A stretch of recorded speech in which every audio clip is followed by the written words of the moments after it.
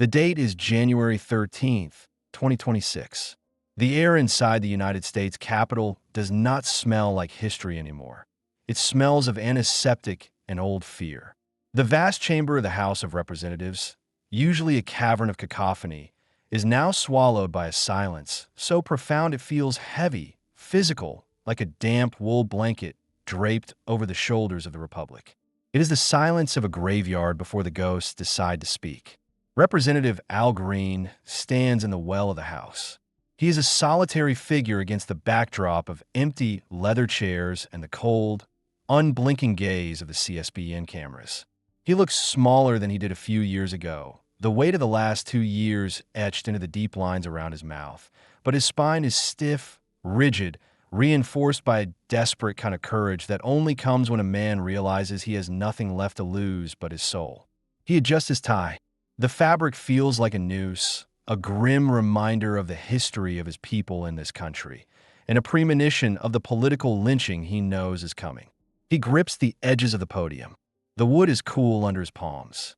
He takes a breath, inhaling the recycled air of a building that was once the citadel of democracy and is now, in his eyes, the foyer of an autocracy. He looks up. The speaker's chair is occupied, but it doesn't matter who sits there. The real power is not in this room. The real power is down the street, in the White House, brewing a storm that threatens to wash them all away. Mr. Speaker, Green begins. His voice is not a thunderclap, but a low rumble, the sound of tectonic plates shifting deep underground. And still I rise. He pauses. He lets the words hang in the dead air. And still I rise. It is not just a poetic flourish. It is an act of defiance. It is a shield raised against the arrows of an administration that has turned the machinery of government into a weapon of mass intimidation. In his mind, he is not just speaking to the handful of board staffers doom scrolling on their phones in the back rows. He is speaking to the void. He is speaking to a future that might never hear him. And still I rise. He repeats, the cadence slower, more deliberate, tasting the vowels. A liberated, unbought, unbossed, unafraid Democrat. He emphasizes unafraid, though his heart is hammering a frantic rhythm against his ribs. To claim lack of fear in 2026 is a revolutionary act. He knows the dossier on him is thick. He knows the phone calls are monitored. He knows the MAGA ecosystem is just waiting for a soundbite to twist, to meme, to weaponize. But he refuses to flinch. He is unbought in a city where loyalty is the only currency that matters, and unbossed in a party that is too often paralyzed by its own politeness. And still I rise. The mantra centers him. The chamber feels vast, too vast. The gold eagle atop the mace seems to be watching him with a predator's eye. Green leans into the microphone, the metallic mesh amplifying the gravel in his throat. And I rise today because I have grave and great concern for the American people, he says, his eyes scanning the empty gallery. I fear for the lives of the American people. He isn't talking about healthcare premiums or infrastructure bills. He isn't talking about the usual partisan bickering. He is talking about survival. He is talking about the visceral, blood-and-bone fear of a citizenry living under a sword of Damocles. He closes his eyes for a fraction of a second, and he sees the faces of his constituents in Houston, black, brown, white, anxious, looking over their shoulders, wondering if a traffic stop will turn into an execution, wondering if a tweet will turn into a raid. And I do so, Mr. Speaker, because if the President of the United States, he creates a deliberate separation with those words. The President, not our President. The title feels foreign now, tainted. He thinks of the man currently occupying the Oval Office, a figure of chaotic energy, a man who has blurred the lines between the rule of law and the rule of one man's ego. And his underlings. Green spits the word out. Underlings. It's a word for henchmen, for sycophants, for the faceless bureaucrats who have traded their oaths to the Constitution for a pat on the head from the dear leader. He sees them in his mind's eye. The cabinet secretaries with their hollow smiles, the agency directors who bend regulations until they snap, the king's men who wear suits but act like enforcers in a mafia state. and as persons who are in charge of very powerful agencies within the federal government. The scope of the danger is what keeps Green awake at night. It's not just one man. It's the system, the Department of Justice, the Department of Homeland Security, the intelligence apparatus. These were designed to protect the Republic. Now, Green fears they have been retooled into hunting dogs. And a leash is in the hands of a man who does not believe in leashes. If they can convince this country, Green continues, his voice rising in pitch, a desperate plea for sanity, or some significant portion of the people in this country, that Miss Renee Good was a terrorist. The name hangs in the air. Renee Good. The tragedy of it almost chokes him. He hasn't gotten to the details yet. The blood on the asphalt, the shattered glass, the screams. But the premise alone is enough to sicken him. The narrative machine is already at work. He has seen the cable news cheerings. He has heard the talk radio hosts foaming at the mouth. Terrorist. They are branding a mother, a citizen, a human being with the scarlet letter of the 21st century. Once you label someone a terrorist, anything is permitted. Due process evaporates. Rights are deleted. You can kill a terrorist, and half the country will cheer. I fear for the lives of the people in this country, Green says, and then he drops the politician's mask entirely. He leans forward, his knuckles white. In fact, I fear for my own life. There it is, the naked truth, the confession that no congressman wants to make. The chamber remains silent, indifferent. The stillness is maddening. Does anyone hear this? Does anyone understand that a sitting member of Congress is standing on the floor of the House and admitting that he expects to be killed? Not by a foreign agent, not by a random criminal, but by the very forces that are supposed to protect him. He feels the target on his back burning. He remembers the looks he gets when he walks to his car. He remembers the hate mail that doesn't just threaten, but describes in graphic detail how his end will come. He is a black man in America, and he is a loud Democrat in Trump's America. That is a double indictment. That is walking on a tightrope over a pit of vipers. I'm not afraid to speak truth to power, he declares, trying to convince himself as much as the record. I'm not afraid to speak truth about power. I'm going to speak truth about power today. He takes a breath, steadying his trembling hands. The trembling isn't from weakness. It's from the adrenaline of a man stepping in front of a firing squad. He knows that every word he speaks today is being logged. Somewhere in a basement in Virginia or a war room in D.C., an algorithm is transcribing this. An analyst is flagging it. A file is being updated. Subversive element, Al Green.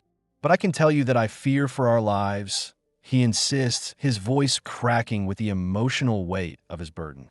Because if you can justify what happened to Miss Good after seeing with your very own eyes what took place, seeing with your very own eyes, this is the horror of the modern age.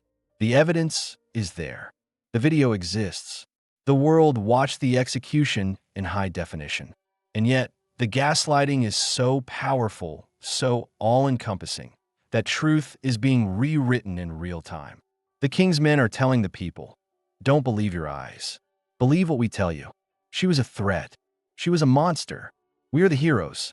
And if we can allow the king's men, he uses the phrase deliberately, the king's men. This is not a democracy anymore. It is a court. And in a court, the king's word is law. The local authorities, the constabulary, the sheriffs, the people who actually know the community, they are being pushed aside. The feds are big-footing the investigation. Why? To find the truth? Or to bury it? To conclude that only they can investigate this, remove the local constabulary from the process. If this can happen, I fear for our lives. Green pauses, looking down at his notes. The paper seems fragile, archaic. He feels like a monk in the Dark Ages, trying to protect a single candle flame while a hurricane rages outside. We are now living in a country, he says, his voice filled with a profound sorrow, where people are expected to believe that this mother of three, a Christian woman seated in her vehicle, that somehow she was a terrorist. He paints the picture of the victim, mother, Christian, seated, passive, harmless. But the machine needs a villain. The machine needs a justification for its violence. And so, the head of Homeland Security, a man Green views as nothing more than a polished thug in a bespoke suit, has spoken. The decree has come down from the mountain. She was a terrorist. Green shakes his head. The absurdity of it is terrifying. If they can do this to Renee Good, a woman in a car, what can they do to him? What can they do to a protester? What can they do to a journalist? The definition of terrorist has become fluid, a convenient label to slap on anyone who inconveniences the regime. It is the ultimate dehumanization. Once you are a terrorist, you have no rights. You have no name. You're just a target to be neutralized. Mr. Speaker, I fear for our lives, he repeats, like a chorus in a Greek tragedy. He looks around the empty room again. The portraits of past lawmakers look down from the walls. Men who debated taxes and tariffs in a simpler time. They have no advice for him now. The game has changed. The rules have been burned. Green feels a chill crawl up his spine. He is about to describe the incident in detail. He is about to challenge the official narrative of a police state. He knows this is dangerous. He knows that by speaking these words, he is putting a fresh coat of paint on the target on his back. But he cannot stay silent. The silence of the room is oppressive enough. He will not add his own silence to it. He is the sentinel on the wall, the watchman who sees the enemy approaching while the city sleeps. He knows that most of his colleagues are hiding, keeping their heads down, hoping the storm will pass over them. They are calculating their poll numbers, their fundraising emails. Al Green is calculating his survival. He grips the podium tighter. The knuckles are the only part of him that betray the sheer terror coursing through his veins. But his voice remains steady, a lighthouse in the fog. He is ready to take them back to that highway. He is ready to force the record to acknowledge the blood. He takes a deep breath, filling his lungs with the stale air of the Capitol, and prepares to reconstruct the crime scene. The chamber is still. Green's eyes unfocus for a moment, the mahogany and marble of the Capitol dissolving into the gray, gritty texture of a highway overpass. He is no longer in Washington. He is transporting them, the reluctant witnesses of history, to the scene of the crime. Mr. Speaker, Green says, his voice dropping to a hush that carries more weight than a scream. I fear for our lives because what we saw. He pauses on the word saw. Sight is the burden here. To see is to be complicit unless you speak. And Al Green has seen the footage. It plays on a loop in his nightmares. When this lady, this woman, was accosted, he chooses the word carefully. Accosted. It implies an ambush. It implies a violation of space and peace. And I say accosted because men who had on masks and police regalia, I suppose, approach her rather aggressively. Green closes his eyes tight, wincing as if the memory is a physical blow. In his mind, the scene reconstructs itself with terrifying clarity. The flashback reconstructed, it is a nondescript stretch of road, the kind of American highway that exists everywhere and nowhere. The sky is the color of a bruise. Renee Good sits in her car. She is a mother of 3, a woman whose life is likely measured in school drop-offs, grocery runs, and Sunday services. She is not a radical. She is not a soldier. She is a civilian in a country that is rapidly forgetting the meaning of the word. Green describes the approach. They do not walk like community peacekeepers. They move like a tactical assault team, sweeping an insurgent stronghold in a war zone. They are wearing police regalia, yes, badges, vests, belts weighed down with the tools of violence. But there is something wrong. Something deeply, dystopically wrong. Men who had on masks. Green emphasizes, his voice trembling with a mixture of confusion and rage. Masks. Why masks? In a free society, the law has a face. The law is accountable. A badge number, a name tag, a human countenance that says, I'm doing a job, I am your neighbor. But these men? They are faceless. They are anonymous agents of the state, their humanity erased behind black fabric or ballistic visors. When you hide your face, you hide your conscience. When you hide your face, you're not an officer. You are an executioner. Green leans over the podium, his hand chopping the air. They approached her rather aggressively, it seems to me. Aggressively? It is an understatement, but Green lets the image do the work. He imagines Renee Good inside that car. The doors are locked. The world outside has suddenly turned into a cacophony of sirens and shouting. She sees figures swarming her vehicle. She sees weapons drawn, black metal glinting in the harsh light. What is she thinking? Is she thinking about her children? Is she wondering if this is a mistake? Is she praying? Green's voice hardens. He is about to quote the language of the state. He apologizes in advance, a gentleman from a bygone era confronting the vulgarity of the New World Order. And one of them, in approaching, said, Green pauses. He looks at the stenographer, ensuring this is taken down exactly. Get the F out of the car. He does not say the full word, but the letter F hangs in the air like a gunshot. I'm not using the profanity, Green adds quickly, his brow furrowed with distaste. But that's what was said. He looks directly into the camera lens now, breaking the fourth wall. He is challenging every viewer at home. You can see it for yourselves, and you can hear it for yourselves. That is what was said. Get the F out of the car. The vulgarity is not just in the word, it is in the tone. It is the language of conquest. It is the language of a predator cornering prey. There is no ma'am, please step out. There is no license and registration. There is only the raw, barked command of absolute authority demanding absolute submission. Green imagines the sound penetrating the glass of Renee Good's window. It is a verbal assault before the physical one. It is designed to induce panic. And it works. When men can approach a female in a car, Green says, his voice shaking with a protective, paternal fury, and say this to her and expect her to immediately respond in a positive manner. He trails off, shaking his head. The logic of the police state is insane. They terrify you, they scream at you, they hide their faces, and then they demand you act calmly. They create the chaos and then punish you for reacting to it.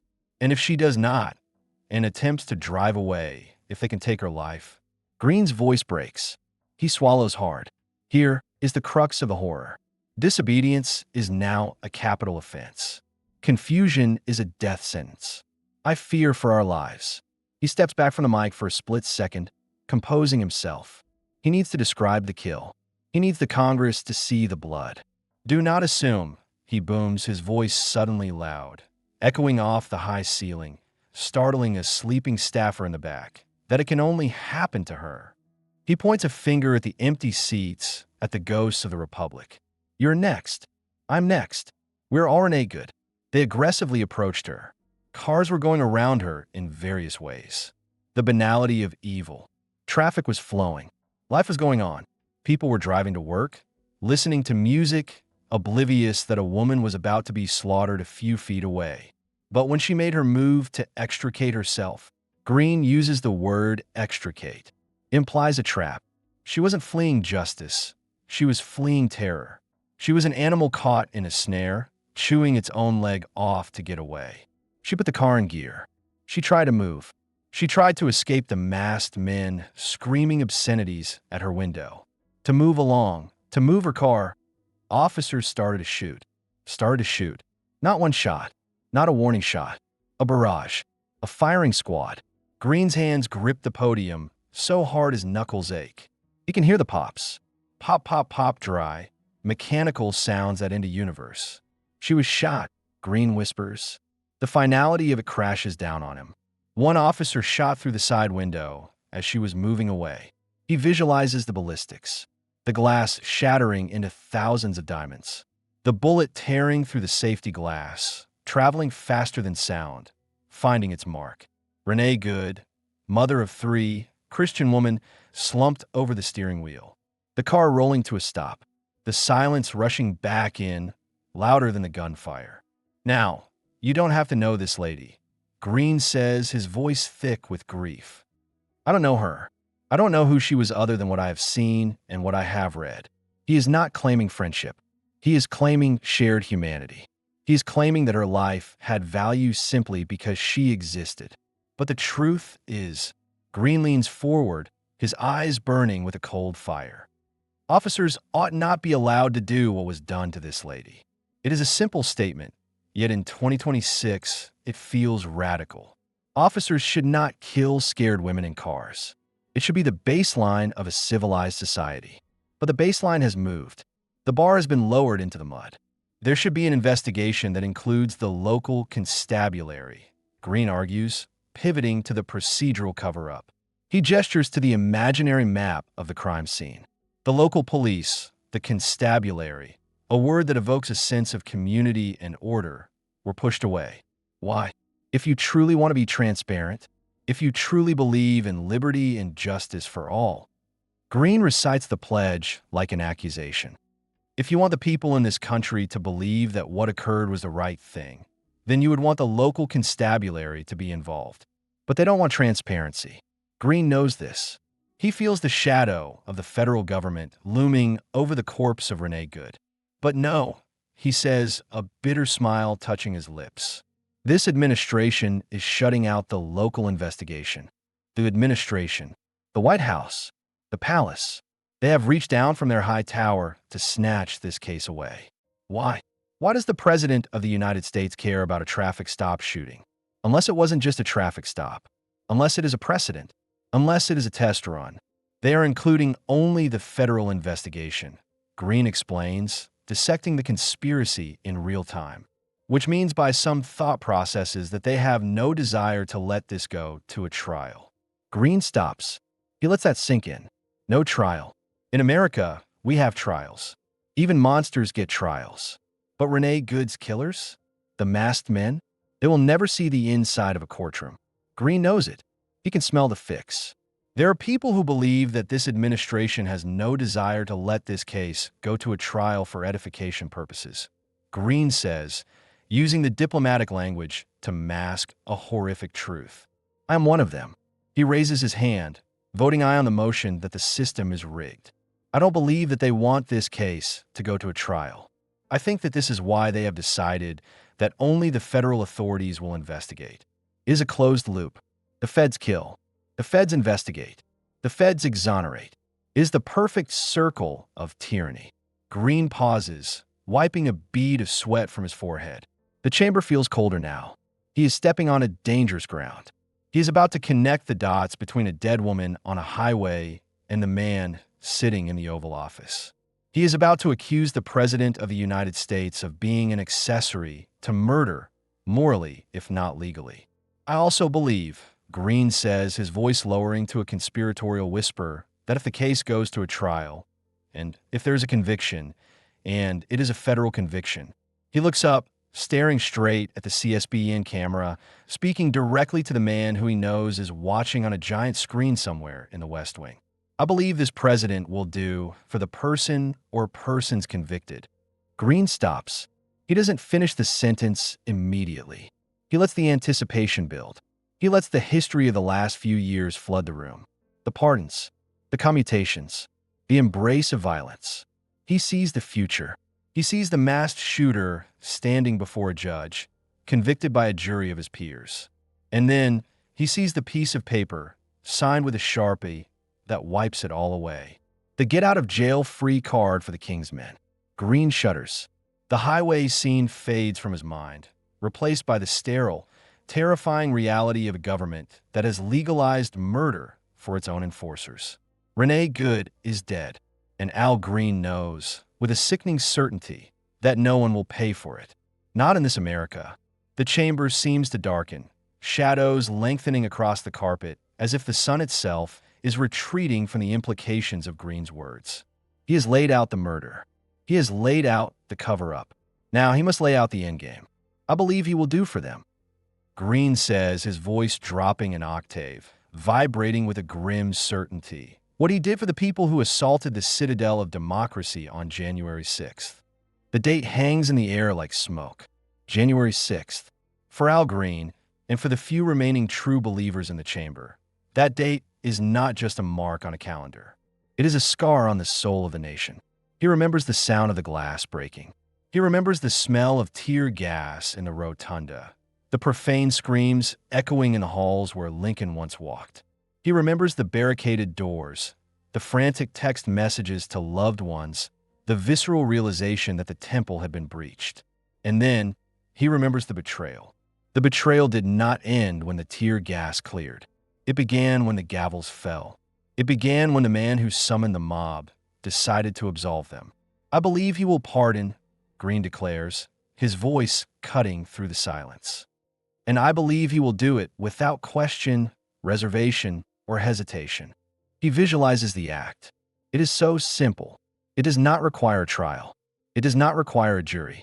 It requires only a pen, a Sharpie gliding across heavy cream paper.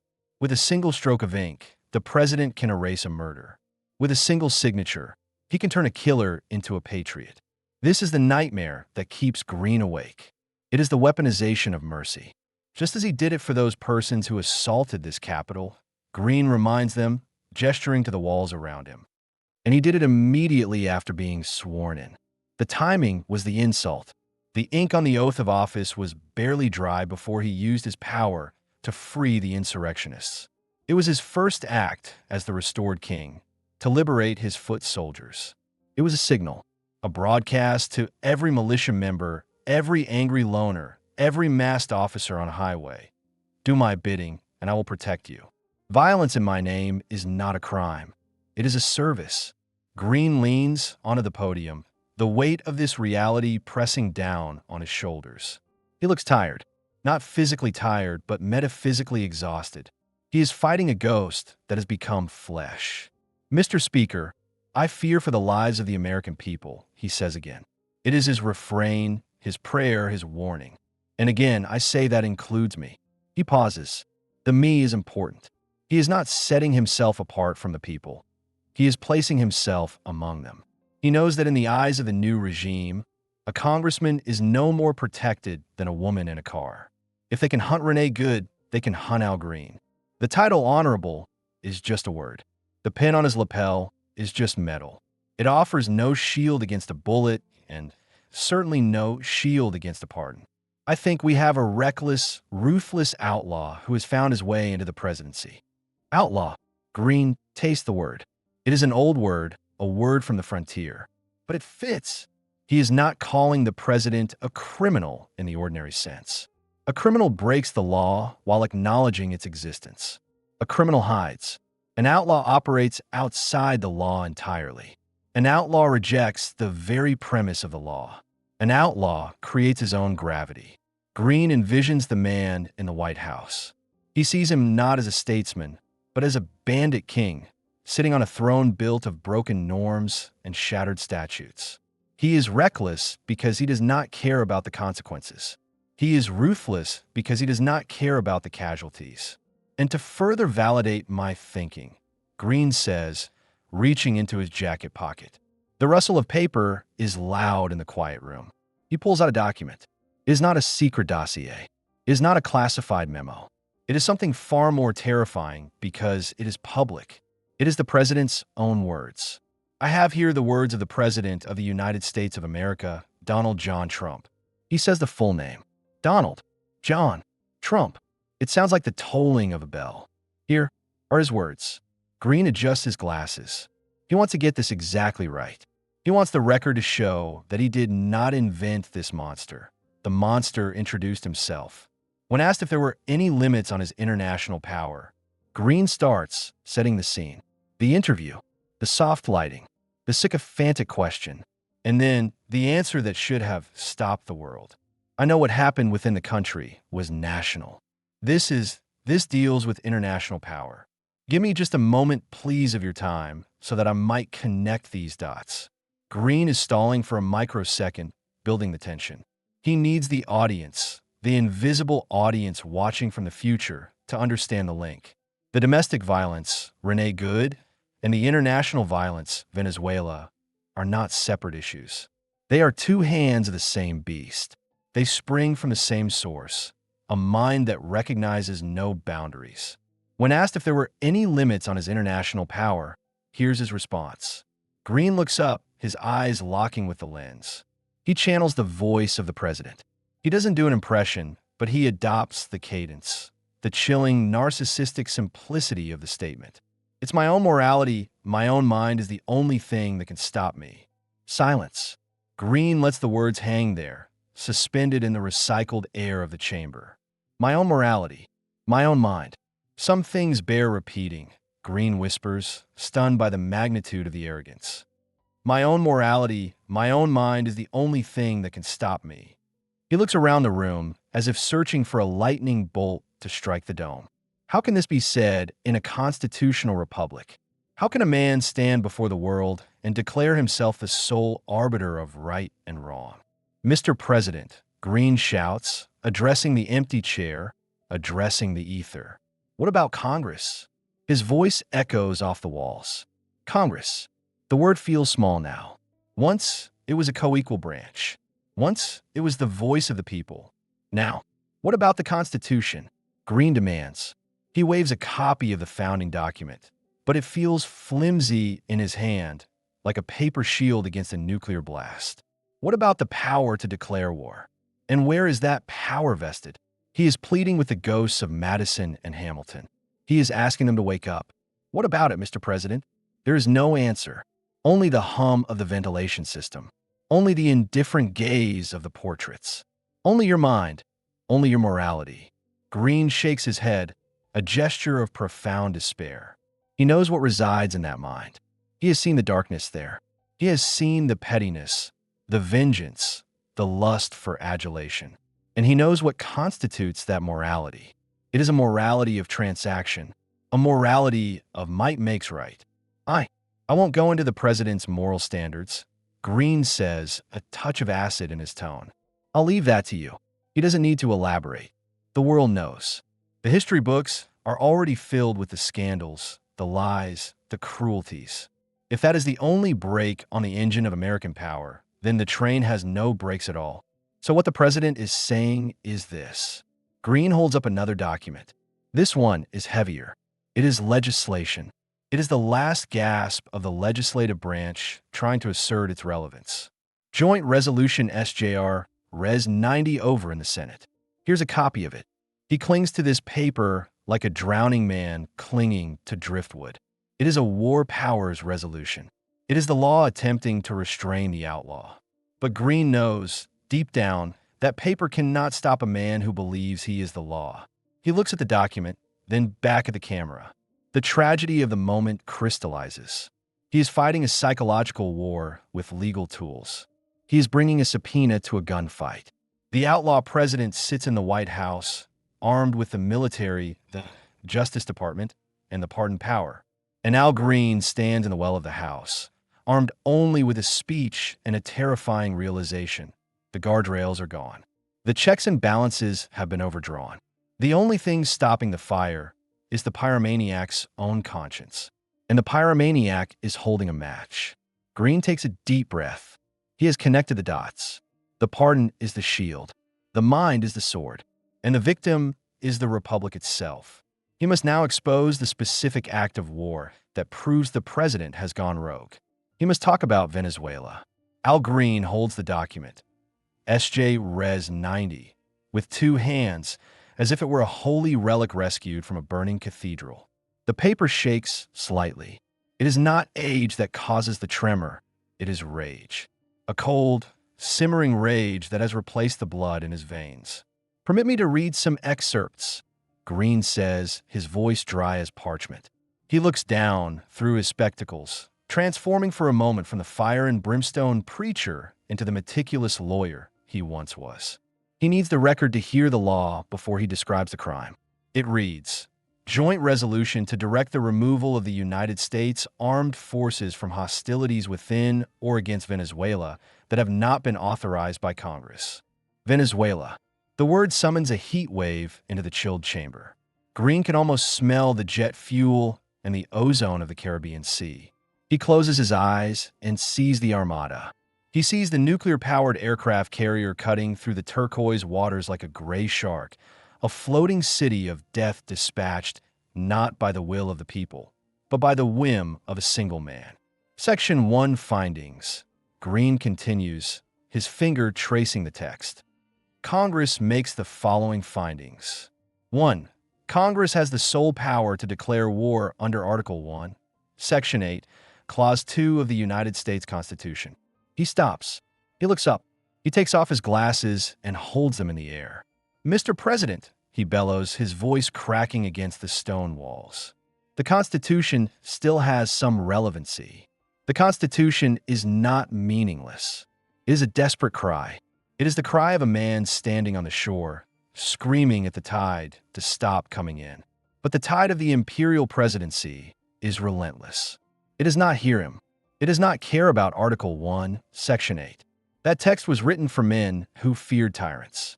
It was not written for a man who aspires to be one. Green puts his glasses back on, but his eyes are distant.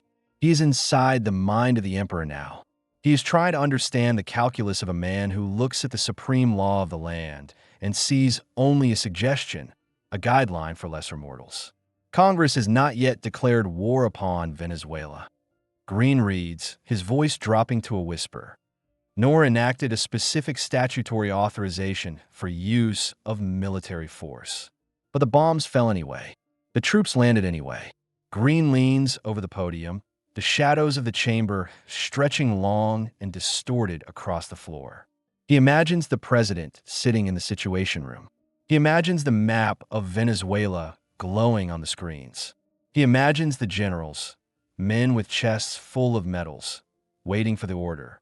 And he imagines the president, leaning back, tapping his finger on the table, bypassing the 535 elected representatives of the people with a casual shrug.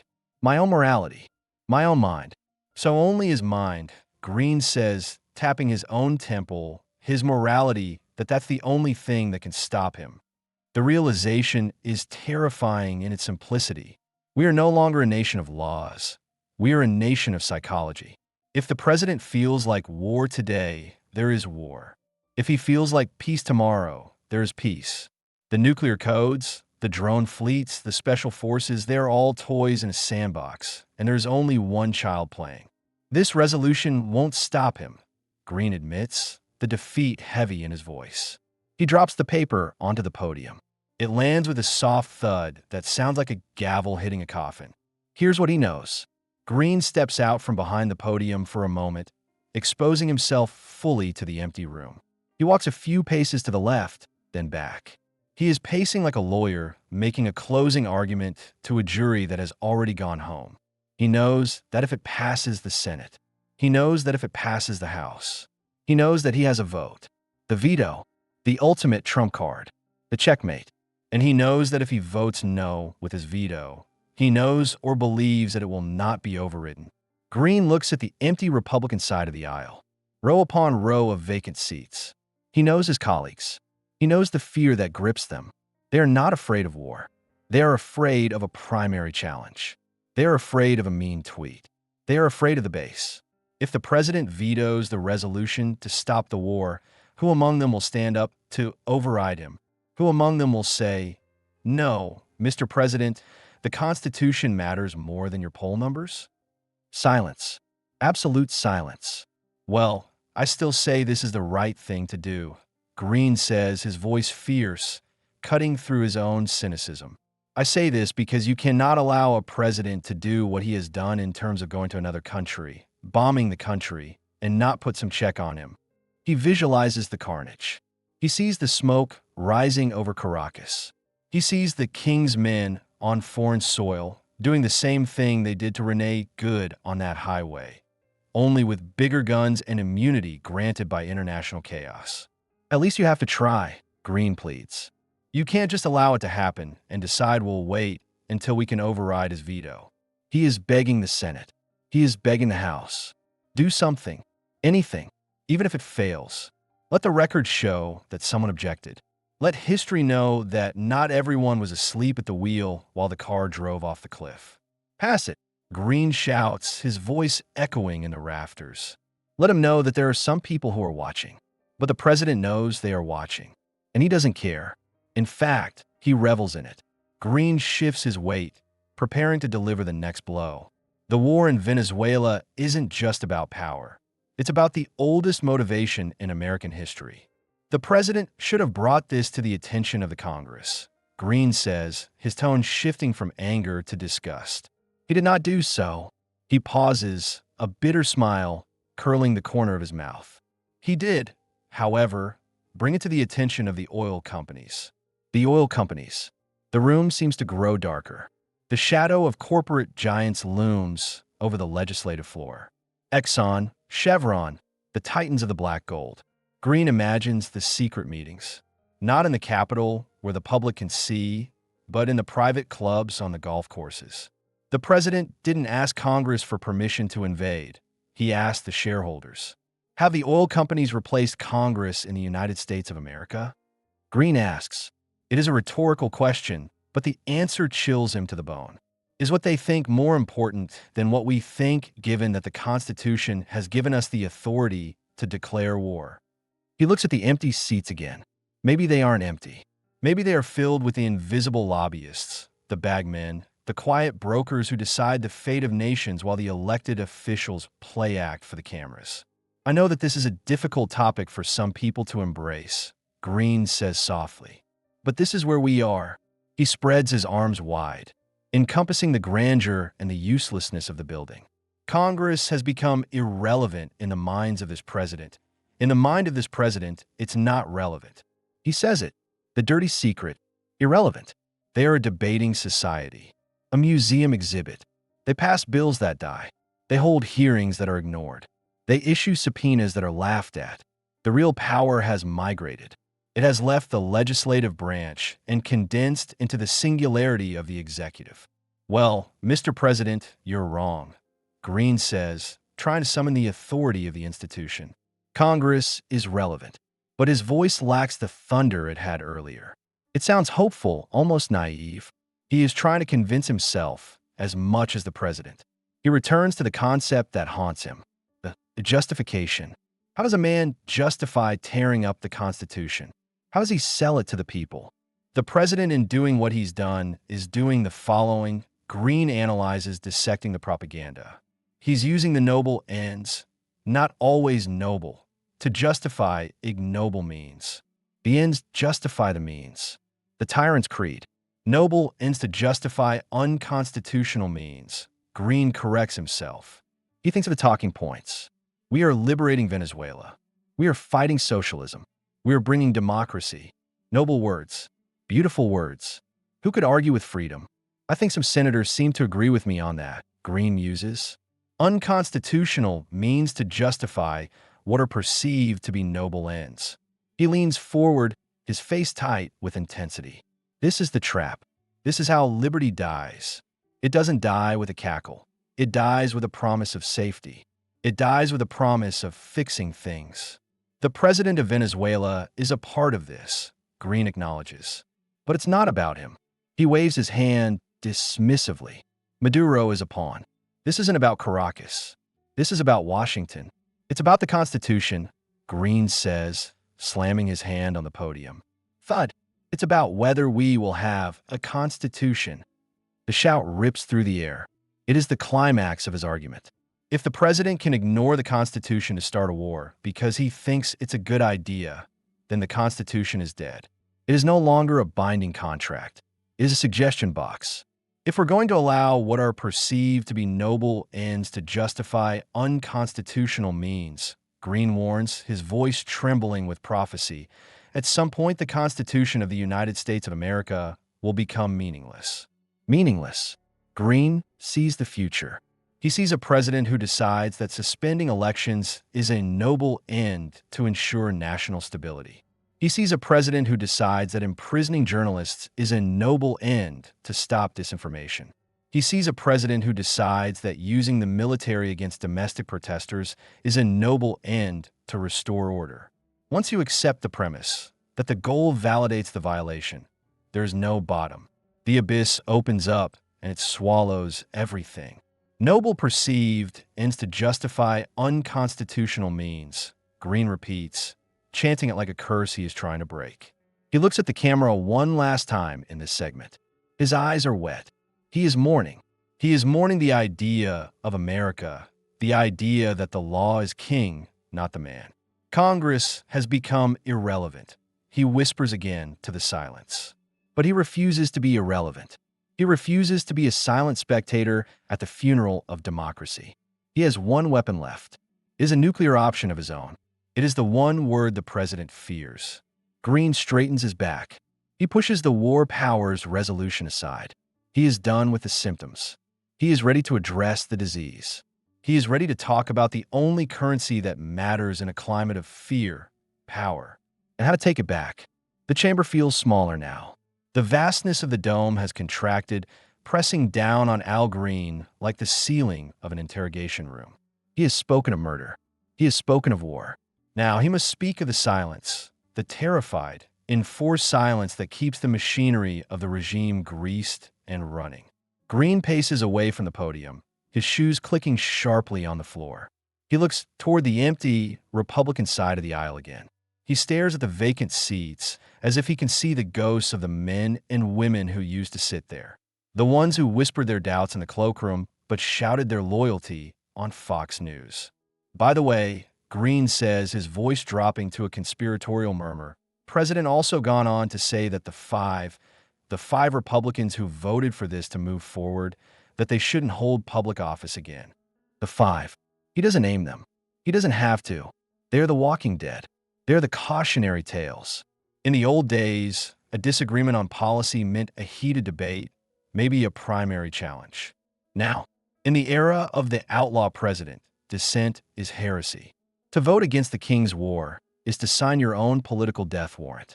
Threats and intimidation, Green hisses. The words leave his mouth like steam. He imagines the phone calls those 5 senators received. He imagines the dossier files opening on desks in the West Wing. He imagines the sudden drying up of donations, the cold shoulders at the prayer breakfasts, the security details quietly being reduced. The message is clear: cross the boss, and you cease to exist. Green walks back to the mic, gripping it with both hands. He leans in close, his face filling the frame of the C-SPAN feed. He wants the president to see the lines on his face. He wants the president to see the defiance burning in his eyes. This president spells the word respect. Green pauses. He spells it out, letter by letter, punctuating each one with a stab of his finger into the air. F-E-A-R. Fear. That's respect, Green says, his voice dripping with irony. He wants people to fear him. The truth of it hangs heavy in the room. This is the currency of the new Washington. It is not bought with favors anymore. It is bought with terror. The president does not want love. He does not want admiration. He wants the trembling knee, the averted gaze, the quick nod of submission. He wants the silence of a room when he enters it. Green feels the fear himself. It is a cold knot in his stomach. He knows that by standing here, by saying these words, he is inviting the lightning to strike. He is painting a target on his forehead in neon paint, but he pushes the fear down, compressing it into fuel. He stares directly into the camera lens, piercing the electronic veil that separates him from the man in the Oval Office. "I don't fear you, Mr. President." The shout explodes from him. It is primal. It is a roar from the gut. "I'm concerned about your behavior," he continues, his voice trembling slightly, not with cowardice, but with the adrenaline of combat. "I'm concerned about what you might have your underlings in some way do to me." He acknowledges the physical danger. Underlings. The word returns. He thinks of the masked men on the highway. He thinks of the fanatics who mail pipe bombs. He thinks of the lone wolves who listen to the president's rallies like gospel. Green knows he cannot stop a bullet with a speech, but he can stop his own soul from withering. "But I want you to know I will not be deterred," he declares, his chin held high. Just as these senators are not being deterred, he aligns himself with the 5, the outcasts, the resistance within the ranks. And yes, they're doing the right thing, notwithstanding the fact that you have a vote in this process. Green takes a breath, stepping back. He needs to connect the macro to the micro again. He needs to show how this FEAR philosophy isn't just a political strategy. It is a contagion. It spreads from the White House down to the streets, infecting every layer of authority until it reaches a highway in Texas. It starts at the top, Green says, his voice somber. The tone and tenor starts at the top. He closes his eyes. He sees the president's face, red, shouting, mocking. He hears the rallies. "Knock the hell out of them. I'll pay the legal fees. Don't be too nice." It starts with a bullying president, Green diagnoses. So now you have officers who believe that they can bully people into doing things. The image of Renee Good returns. The flash of the gun, The scream. I imagine this lady was frightened, Green whispers. I would have been rushing up to me, mask on. Get out of the effing car. He shakes his head. The profanity feels alien in this hallowed hall, but it is necessary. It is the language of the bully. That may have been the last thing I want to do. May have been the last thing she wanted to do. He looks at the imaginary officer. He looks at the imaginary president. What is wrong with being kind? He pleads. The question hangs there, naive and beautiful. In a world of American carnage, kindness is a weakness. Kindness is for losers. You got the gun, Green says, miming the weapon. What is wrong with being respectful? No. The president, as a bully, has passed on his tendencies to those who are under him. It is a trickle-down pathology. The president bullies the Congress. The Congress bullies the agencies. The agencies bully the police. And the police bully Renee Good. And Renee Good dies. So, the president in his thinking believes he is above and beyond the law, Green concludes. Whether it is international law or whether it is domestic law. He pauses. He has defined a problem. He has diagnosed a sickness. The president is a super spreader of tyranny. He infects everything he touches with the virus of absolute power. But every disease has a cure, or at least a treatment. Green's demeanor shifts. The sorrow evaporates, replaced by a cold, calculating resolve. He knows something the president doesn't. He knows the one thing that keeps the bully awake at night. And so, I come back to where I was. Green says, squaring his shoulders. And I said the House should do the right thing, and we can. He looks at the Speaker's dais. He looks at the emblem of the House. This is not just a building. It is a weapon. It is the only weapon the Constitution provides to slay a king. And the president fears what the House can do. Green says, a small, knowing smile playing on his lips. He fears it. For all the bluster, for all the FER, for all the armies and the pardons, the president is afraid. Green can smell it. He fears it because he knows that this is where an indictment can take place. Green points to the floor beneath his feet. Right here in this house. The word is magic. Indictment. In the political world, it is called impeachment. But Green uses the legal term. He strips away the political veneer. This is a grand jury, and there are the jurors. He knows it, and he knows that that indictment can be very harmful to him. Very harmful to him. Green remembers the first impeachment, and the second. He remembers the stain. No matter how much the president tries to scrub it away with rallies and revisionist history, the asterisk remains. Impeached is the one thing his money cannot buy his way out of.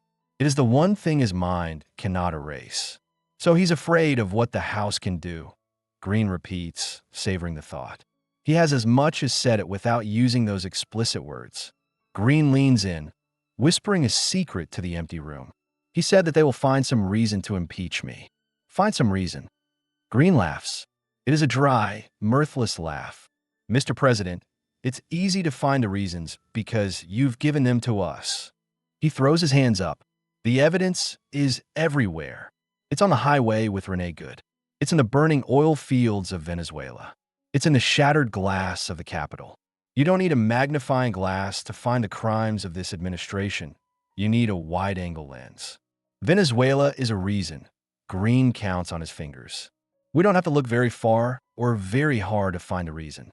It's right before our eyes. He pauses. The reasons are there. The crimes are there. The bodies are there. It's not about whether we can find the reasons. Green says, his voice dropping to a serious, challenging tone. The question is whether we can find the will. The will. And there it is. The fatal flaw of the Democratic Party. The fatal flaw of the opposition. They have the law. They have the facts. They have the moral high ground. But do they have the guts? It's the will, Green repeats. Do we have the willpower to do what should be done? He looks at the empty seats of his own party now. The pragmatists. The moderates. The ones who say, it's too close to the election. The ones who say, it will divide the country. The ones who say, let the voters decide. Green shakes his head. The voters can't decide if the voters are being suppressed. The voters can't decide if the system is rigged. The voters can't decide if the president is a king. And I'm talking about bipartisan effort, Green adds, throwing a bone to the idealists. It should be bipartisan. But he knows it won't be. He knows he is asking for a miracle. But if it can't be bipartisan, that doesn't mean we shouldn't try to stop this reckless, ruthless president. Green steels himself. He is done waiting for the cavalry. He is done waiting for the consensus. He is done waiting for permission. He is the last sentinel. And if he has to stand alone on the ramparts and scream into the storm, so be it. He prepares to make his final vow, the one thing, the ultimate act of defiance. He prepares to say the word that will unleash the hounds of hell upon him, but might, just might, save the soul of the Republic. The air in the House chamber has grown thin. It is the atmosphere of high altitude, where breathing is difficult and every movement requires deliberate effort. Al Green stands at the summit of his argument, looking down into the abyss of political consequence. If we can do this, Green says, his voice steady, anchoring the room, we can also do the same thing with the one thing that can stop a reckless, ruthless, outlaw president. He pauses on the phrase one thing. It hangs in the air like a weapon drawn from a sheath. It is the nuclear option, the break glass in case of emergency tool that the founders buried deep within the parchment, hoping it would never be needed, but fearing it would be essential. The one thing, that one thing, my friends, is what the president fears most. Green smiles, a ghost of a smile. It is the smile of a man who knows the monster's weakness. The president does not fear elections. He can rig them or deny them. He does not fear protests. He can crush them. He does not fear the media. He can buy it or ban it. But he fears the scarlet letter. He fears the stain of history. And he fears even having votes on it take place. Green shifts his weight. He knows the counter-arguments. He hears them in the cloakrooms, whispered by his own colleagues, the pragmatists, the strategists, the cowards disguised as realists. Al, we don't have the numbers. Al, it will die in the Senate. Al, it will just rile up his base. Now, there are people who would say that, well, if you can't pass it, why vote on it? Green mimics their weary cynicism. He leans forward, his eyes blazing. This is the crux of the moral universe. Because the American people need to know that there are some people who see the wrong and who are willing to take a stand against the wrong. His voice cracks with emotion. It is not about the math. It is about the witness. If a crime is committed and no one points a finger, did the crime happen? If the Constitution is murdered and no one screams, is it really dead? They see the injustice, and they're willing to take a stand against the injustice even when that stand may not result in what is the desired end. Green creates a philosophy of resistance here. Victory is not the only metric of success.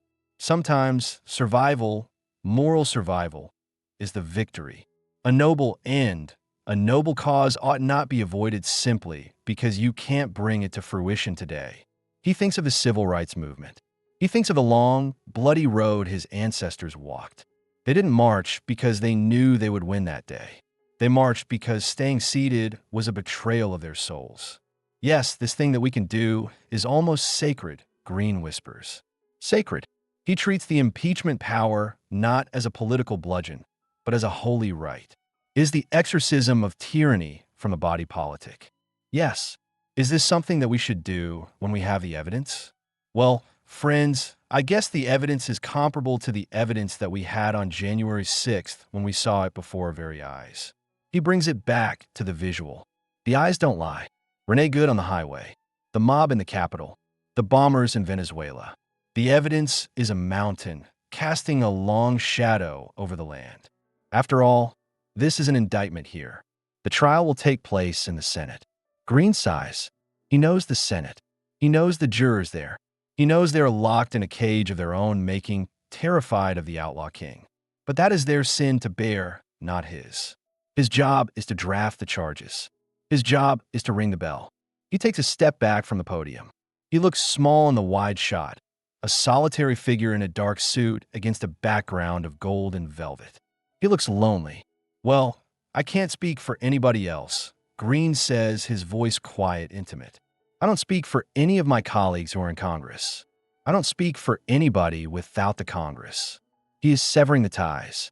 He is cutting the rope that binds him to the party leadership, to the whips, to the consensus builders. He is going rogue, but for the right reasons. I speak for one person. He taps his chest.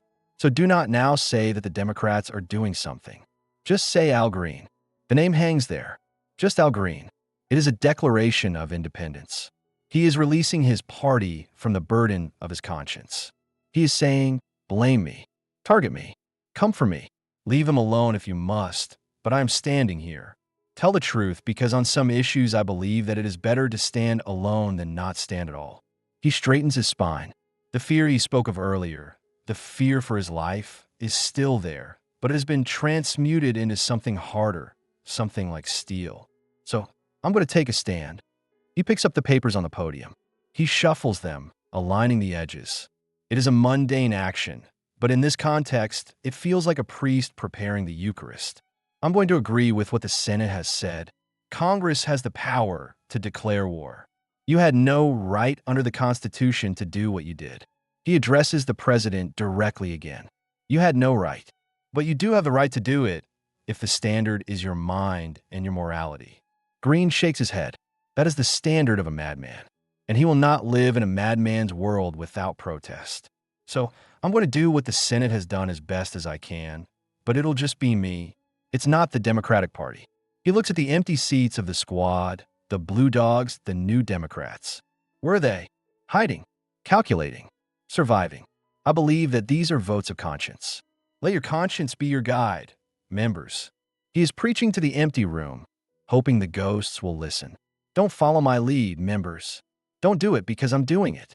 And I don't think that there are very many who would. A flash of dry, self-deprecating humor. He knows he is an island. He knows he is the crazy uncle in the attic of the party, the one who takes the text too literally. Do it because you believe. If you don't believe, do not do it. He doesn't want reluctant allies. He wants believers, because where they are going, into the teeth of the machine, you cannot go with half a heart. And I assure you, Green says, his voice rising, gathering the last of his strength for the final push. Without question, I assure you of this. He grips the podium with both hands. The knuckles are white. This is the moment. The Rubicon. I will bring articles of impeachment against the President of the United States of America. The words ring out like a gavel strike. Clang. For taking our military to war against Venezuela. For doing it based upon some theory that in and of itself does not align with the Constitution. He lists the charges. War crimes. Constitutional violation. Usurpation of power. Some theory that if you have an indictment, you can now send in the police to seize the president of a country and use the military to back them up. He links it all together. The domestic police state and the foreign intervention. It is all the same rod. And I marvel at how people will say, well, they did it in Panama. He scoffs at the whataboutism. He scoffs at the precedents of failure. God, the list is endless of things that have been done that were wrong that at some point we had to stop. He looks tired now. The weight of history is heavy. Slavery, Jim Crow, internment camps, all lawful at the time, all wrong. Someone had to stop them. Someone had to be the first to say no. I say to you, the Constitution still rules. Green insists, clinging to the rock in the storm. The Constitution is above indictments. Constitution is above the things that are in the mind of a president. He is pleading for the rule of law. He is begging for it. It's the Constitution that counts. And if you're going to have a Constitution, you have to make it count. He holds up the pocket Constitution one last time. It is small. It is fragile. It is just paper. But it is all that stands between civilization and the jungle. It doesn't count because of words on paper. It's how we react and behave in response to the words that are on paper. This is the lesson. The Constitution is not a self-enforcing machine. It is a promise that must be kept by living men and women. If they're too afraid to keep it, the paper burns. And the only way we can stop this is with impeachment. He returns to the remedy. The only remedy. Why is impeachment? Green asks the silence. Because, friends, it would say to the next Donald John Trump. He looks into the future. He sees the next demagogue waiting in the wings, taking notes, watching to see if this one gets away with it.